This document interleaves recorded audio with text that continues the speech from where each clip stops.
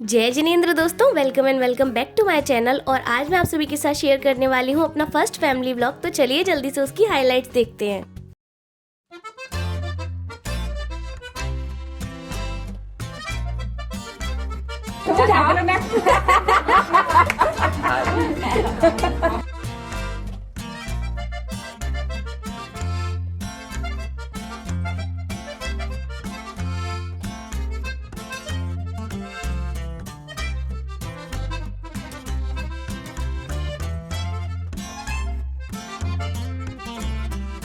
तो दोस्तों, जैसा कि मैंने आप सभी को पहले ही बता दिया था कि इस होली पर मैं जा रही हूँ अपनी फैमिली के साथ एक ट्रिप कम तीर्थ यात्रा पर।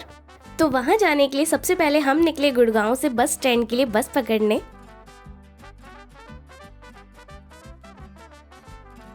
और बस स्टैंड पहुंचकर सारी दुनिया का बोझ उठाते हुए मेरे प्यारे पतिदेव। और यहाँ आकर हम दोनों बहुत ज़्यादा उदास हो गए थे क्योंकि यहाँ पे अंदर कोई भी आगरा जाने वाली बस हमें नहीं मिल रही थी। लेकिन कुछ देर के बाद बस स्टैंड के बाहर हमें एक प्राइवेट बस मिली और घर तो जाना ही था, इसीलिए थोड़ा सा एक्स्ट्रा किराया देकर हम चल दिए मेरे घर की तरफ आगरा। जी हाँ, आगरा यानी कि मेरे मायके। और वहाँ जाकर हमने खेली थोड़ी सी होली, जिसमें मेरे पतिदेव के साथ सबने खेली रंग की होली और मेरे साथ मेरे पतिदेव ने खेली गुलाल वाली होली। और होली खेलने के बाद मैं और मेरे पतिदेव हो गए बिल्कुल तैयार स्टेशन जाने के लिए, क्योंकि होली वाले दिन ही हमारी ट्रेन थी दमोह जाने के लिए, जहाँ से हम कुंडलपुर जाएंगे, जो कि हमारा तीर्थ स्थान है जहाँ हम जाने वाले हैं। और वहाँ जाने के लिए सबसे पहले हम ऑटो पकड़ के पहुँच गए आगरा कैंट। और वहाँ पहुँचते ही मेरे प्यारे देवर जी हमें पिक करने आ गए। और मेरे प्यारे देवर जी के होते हुए कभी भी हमें अपना सामान नहीं उठाना पड़ता है, क्योंकि ये है हमारे घर के छोटे से पतले से बाहुबली। और जैसे ही मैं स्टेशन पर पहुंची, मैंने देखा यहाँ तो भाई फुल ऑन खाने पीने का माहौल बना हुआ है, क्योंकि मेरी सासू माँ और काफ़ी सारे लोग मेरे घर में रात में खाना नहीं खाते हैं, इसीलिए उन्होंने दिन में ही अपना खाना फिनिश कर लिया, क्योंकि ट्रेन के आने में अभी भी थोड़ा टाइम था। और हम जहाँ जा रहे हैं वहाँ का रास्ता काफ़ी ज़्यादा लंबा है, लेकिन हमारे साथ 4 से 5 फैमिली साथ में जा रही हैं, इसीलिए रास्ते का पता तो हमें बिल्कुल भी लगने नहीं वाला। और क्या मतलब, मेरे देवर भी मेरे पतिदेव की तरह 2 रुपये मांगते हैं।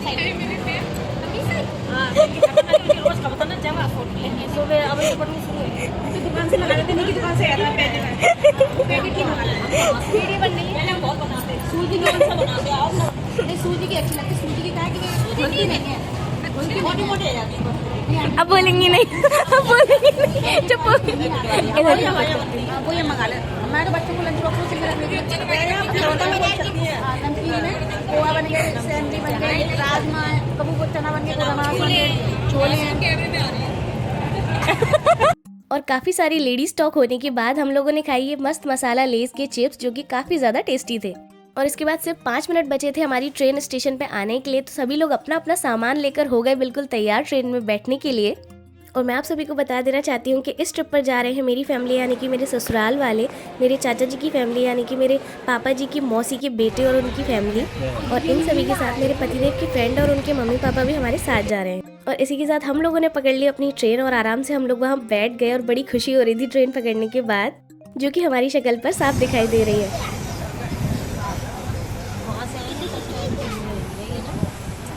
वहाँ से ही मिलेगी, जो जा रहे हैं वो लौटेंगे।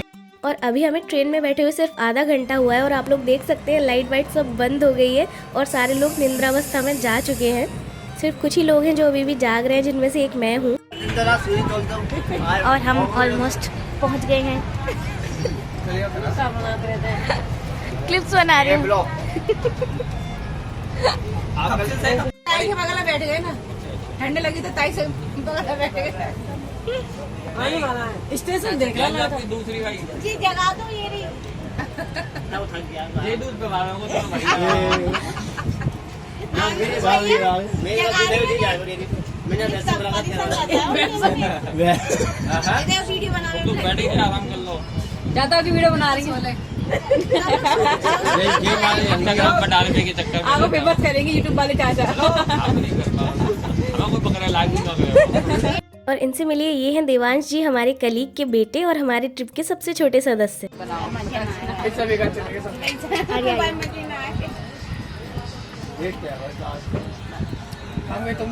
और इसी के साथ ट्रेन में से उतरकर ऑलमोस्ट अपने डेस्टिनेशन पर पहुंचने के लिए हम सभी लोग हो गए हैं बिल्कुल तैयार। लेकिन यहाँ से भी कम से कम हमें अभी 60 से 70 किलोमीटर का सफर तय करना है। और ये मेरे देवर जी आंखों से मुझे छेड़ते हुए, और मेरे पतिदेव फिर से आ चुके हैं अपने मोड में, जो है सारी दुनिया का बोझ हम उठाते हैं। ये देखिए भीड़ के नज़ारे।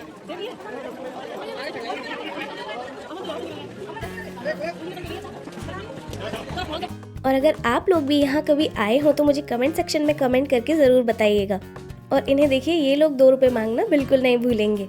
और हमारे तीर्थ क्षेत्र पर जाने से पहले हमारा कोई स्वागत करे या फिर ना करे, लेकिन इस तरीके का एक बना हुआ द्वार हमारा हमेशा स्वागत करता है। जैसे कि इस वाले द्वार ने कम से कम 60 किलोमीटर पहले ही हमारा स्वागत कर दिया। और यहाँ हम रात के 2:30 से 3 बजे के बीच में पहुँचे थे, इसीलिए हमारी बस तो मिस हो गई थी। लेकिन हमने इस तरीके के 2 से 3 ऑटो बुक कर लिए, जिसमें हमारा सामान और हम लोग आराम से अपने डेस्टिनेशन तक पहुँच सकें। और अब मैं आप लोगों को दिखाती हूँ यहाँ तक पहुँचने वाला रास्ता, जो कि कुछ ऐसा था, थोड़ा सा सुनसान और काफ़ी ज़्यादा पेड़ पौधे वाला और काफ़ी ज़्यादा ठंडा। और रास्ते में हम लोगों को काफ़ी ज़्यादा ठंड भी लग रही थी, लेकिन वो सब इग्नोर हो गया क्योंकि हम लोग ऑलमोस्ट पहुंच चुके थे।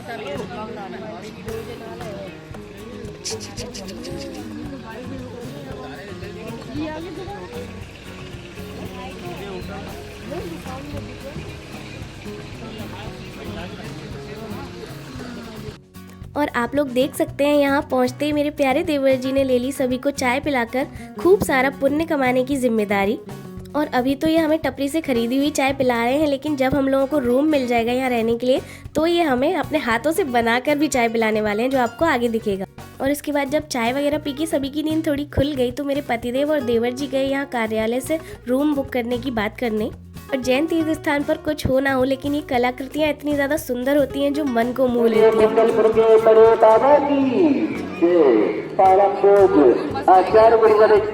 लेकिन सैडली सुबह के समय हमें कार्यालय से रूम नहीं मिला, क्योंकि हमारी तरह काफ़ी सारे लोग यहाँ दर्शन करने आए हुए थे और सारे रूम बुक्ड थे। बट होप सो शाम तक तो एक अच्छा रूम हमें यहाँ मिल ही जाएगा। लेकिन जो रूम मिला था वो ये वाला था। यहीं पर हम सभी लोग नहा धोकर और तैयार होकर चल दिए थे मंदिर के दर्शन करने। जहाँ जाने के लिए जो रास्ता बना हुआ था वो इतना ज़्यादा खूबसूरत था, आप लोग देख सकते हैं। और अगर दोपहर और धूप का समय ना होता तो हम सभी लोग मंदिर के दर्शन करने यहाँ से पैदल जाते। और ये सिर्फ 2 या 2.5 किलोमीटर का ही रास्ता था और हम इतने सारे लोग थे, अगर पैदल जाते भी तो हमें रास्ते का पता बिल्कुल नहीं चलने वाला था। और अभी मेरे इस ब्लॉग को जितने भी लोग देख रहे हैं उनमें से कभी कोई कुंडलपुर के दर्शन करने आया हो तो मुझे कमेंट सेक्शन में कमेंट करके ज़रूर बताइएगा। इसी के साथ हम पहुँच चुके हैं अपने मंदिर, जो कुंडलपुर का मेन मंदिर है। और इसके अलावा भी काफ़ी सारे मंदिर हैं, लेकिन मेन मंदिर तो यही है, जो कि कुछ राम मंदिर के थीम पर बना हुआ है। और इसके निर्माण में कम से कम 500 करोड़ रुपए लगे हैं। और ये वाला मंदिर जो है ये 36 मंजिल का बना हुआ है, आप लोग देख सकते हैं। और अभी यहाँ पर काम चल ही रहा है। और मंदिर के सुबह के दर्शन करने के बाद हम लोग आ गए रूम पर, जहाँ हम सभी ने किया अपने घर से लाया हुआ नाश्ता। और यहाँ मैं इंस्ट्रक्शन दे रही हूँ अपने छोटे से देवर जी को कि किस तरीके से सब लोगों को वो कैप्चर कर लें। और हाँ, आप लोगों को मेरा ये बहू वाला डिफरेंट लुक कैसा लग रहा है मुझे कमेंट सेक्शन में बताना बिल्कुल भी मत भूलिएगा। और नाश्ता वगैरह करने के बाद हम लोगों ने कर लिया अपना सारा सामान पैक, क्योंकि हमें मिल चुका था एक बहुत कंफर्टेबल और अच्छा रूम।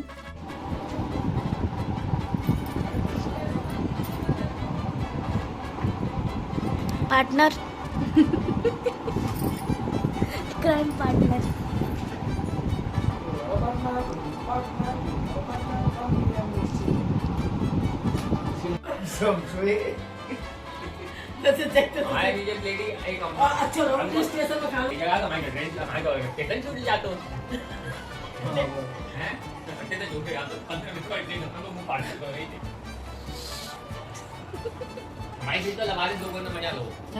अच्छी हमेशा पास होती है मेरी।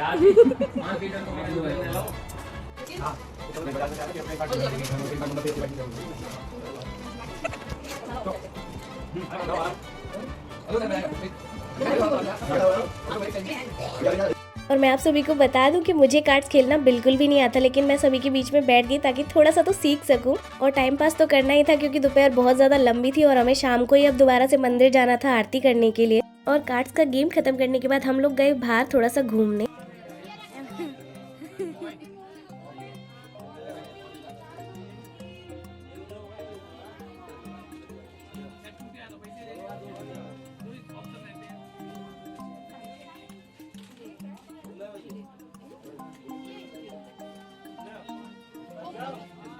और यहाँ हम लोगों को दिखा एक गोलगप्पे वाला, जहाँ पर ऑलरेडी बहुत ज़्यादा भीड़ थी। तो हम लोगों ने सोचा क्यों ना थोड़ी सी भीड़ हम भी बढ़ाएं, क्योंकि हमारी भीड़ किसी और की भीड़ से कम है क्या।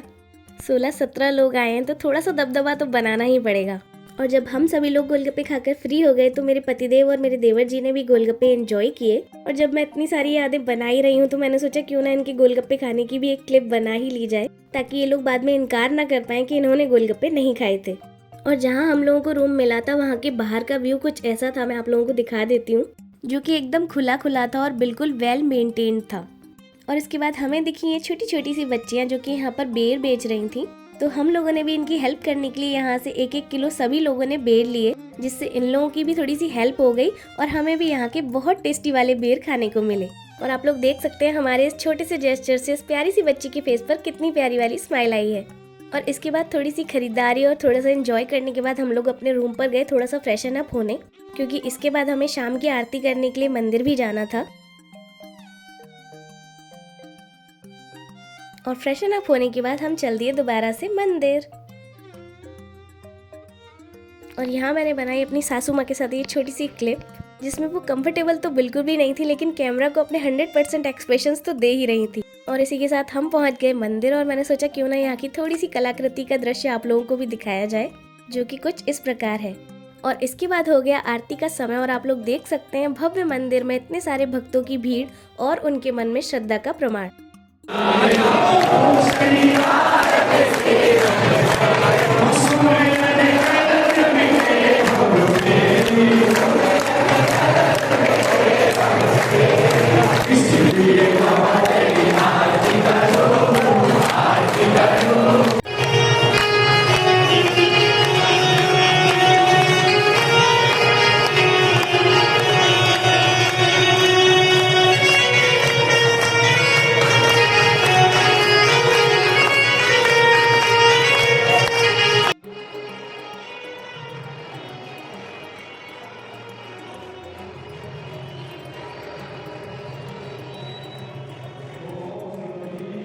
और आरती करने के बाद मन इतना ज़्यादा अच्छा हो गया था कि 2.5 किलोमीटर का रास्ता कब अपने रूम तक तय कर लिया हमें पता भी नहीं चला।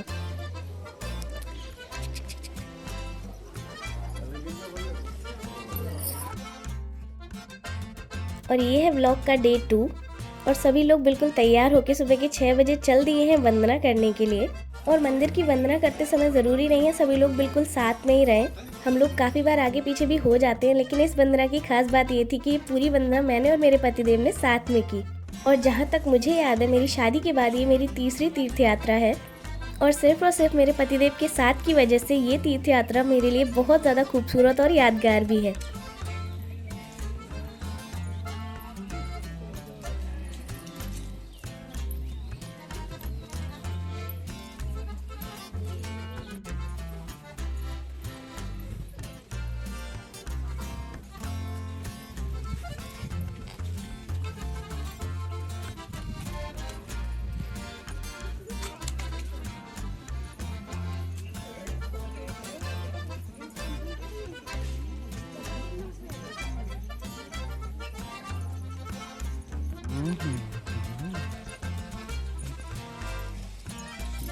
ये गाइस एक गाय थोड़ी गाय काफी है। गाइस देखिए ये लड़ाई कर रही हैं आपस में। खेल नहीं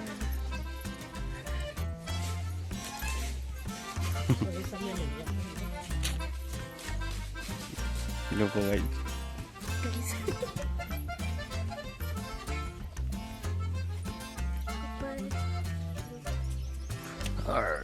और यहाँ अगर पानी चेंज होने की वजह से मेरा गला काफ़ी ज़्यादा ख़राब हो रखा था और मंदिर पहुँचने के लिए बिल्कुल सीधी सीढ़ियों का रास्ता बना हुआ था, लेकिन अपनी हिम्मत और अपने पतिदेव के मोटिवेशन के सहारे मैंने इस रास्ते को तय कर लिया।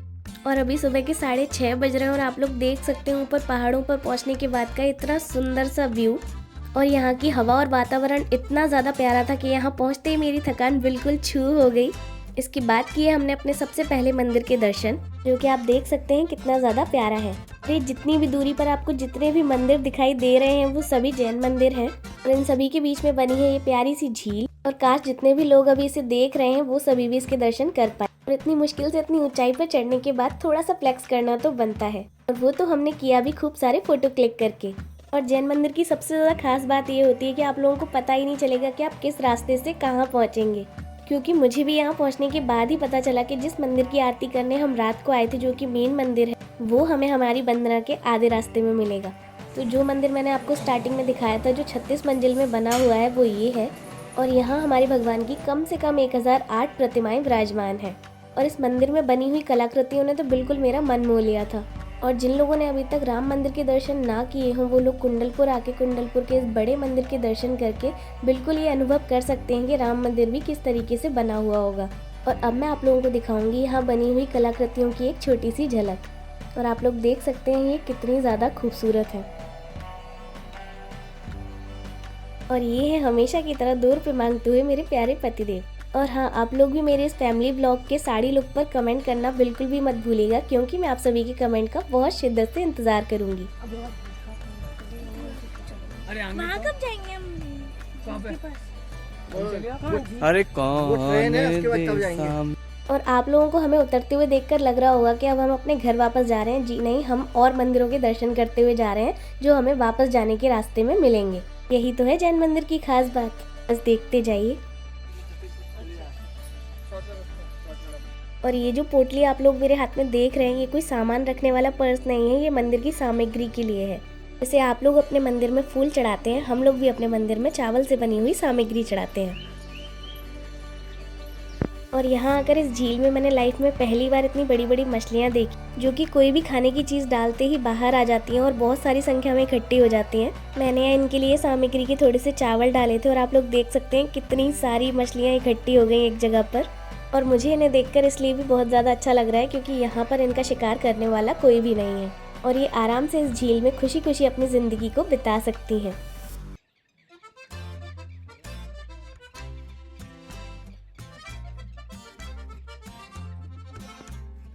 क्योंकि मेरे हिसाब से जैसे हम लोगों को अपनी ज़िंदगी प्यारी होती है, इन लोगों को भी अपनी ज़िंदगी उतनी ही प्यारी होती है और इन लोगों को भी उतना ही हक है जीने का जितना कि हमें है। तो क्यों ना मछली जल की रानी को जल में ही रहने दिया जाए। और वैसे भी जिंदा रहना और खुश रहना तो हर किसी का हक होता है, तो इनका क्यों नहीं।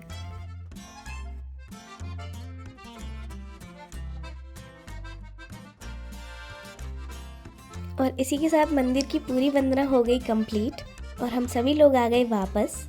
और सभी की बदली हुई चाल देखकर तो आप लोग समझ ही गए होंगे कि सभी लोग कितने ज़्यादा थक चुके हैं। लेकिन हाँ, अच्छी बात यह है कि सभी ने अपनी वंदना बिल्कुल कंप्लीट की।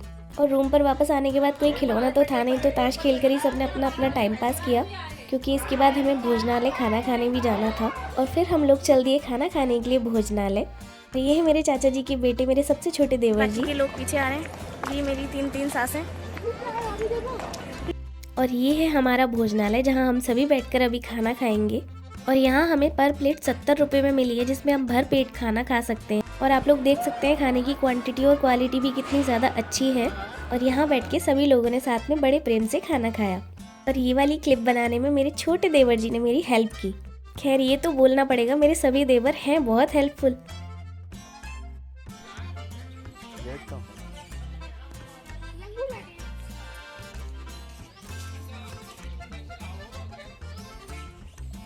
और खाना खाने के बाद हम लोग थोड़ी सी वॉक के लिए यहाँ पार्क में आ गए, जहाँ आप लोग देख सकते हैं कितने प्यारे कमल के फूल लगे हुए हैं। और एक प्यारा सा गुलाब भी है जो इस वीडियो को अभी शूट कर रहा है।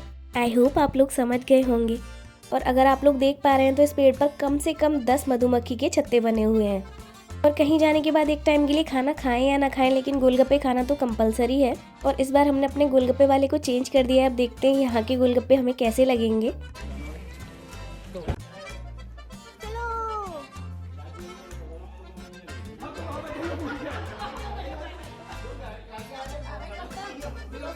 और जैसा कि आप सभी को पता है, ये हमारा यहाँ की तीर्थ यात्रा का डे 2 और ये है हमारे कुंडलपुर की आखिरी आरती। तो चलिए चलते हैं।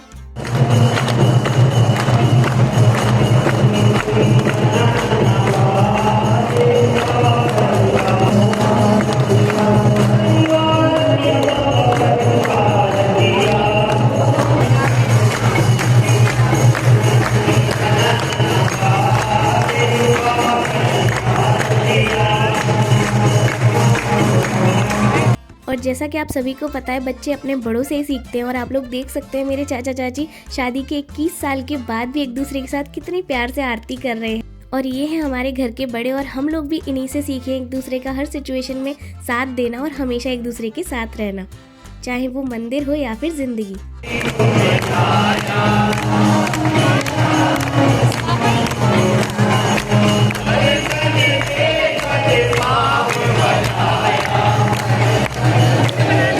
और बहुत अच्छे से अपने परिवार के साथ आरती करने के बाद मैंने सोचा क्यों ना लाइटिंग के साथ एक और बार आपको इस मंदिर की इतनी सुंदर कलाकृतियों के दर्शन करा दिए जाएं।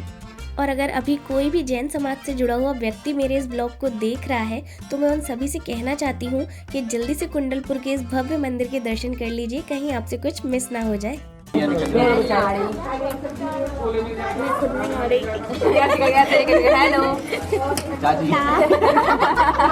चाचा रह गए हम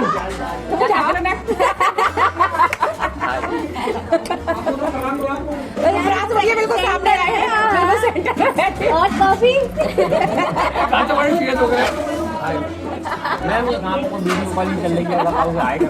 ऐसी वहाँ पे आरती हो रही तब टाइम वही लगा तो सबकी आरती देगा। अब हम गोरे लगेंगे। लो भाई जाके देखेंगे। अब आ रही भाभी थोड़ा सा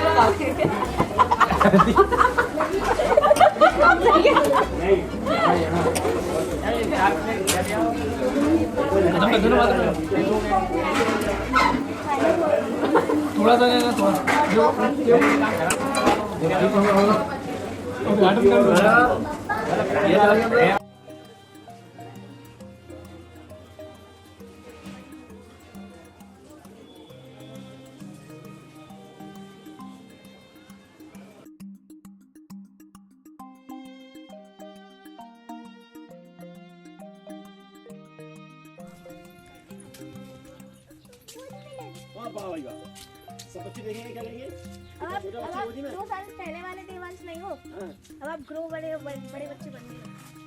हाँ तो छोटा गोदी में अच्छा लगेगा भाई।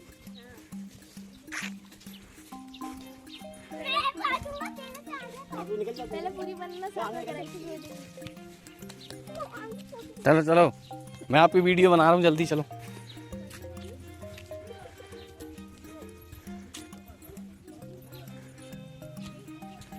देखो देवांश पीछे। उल्टा चल उल्टा। हाँ आप ठीक है।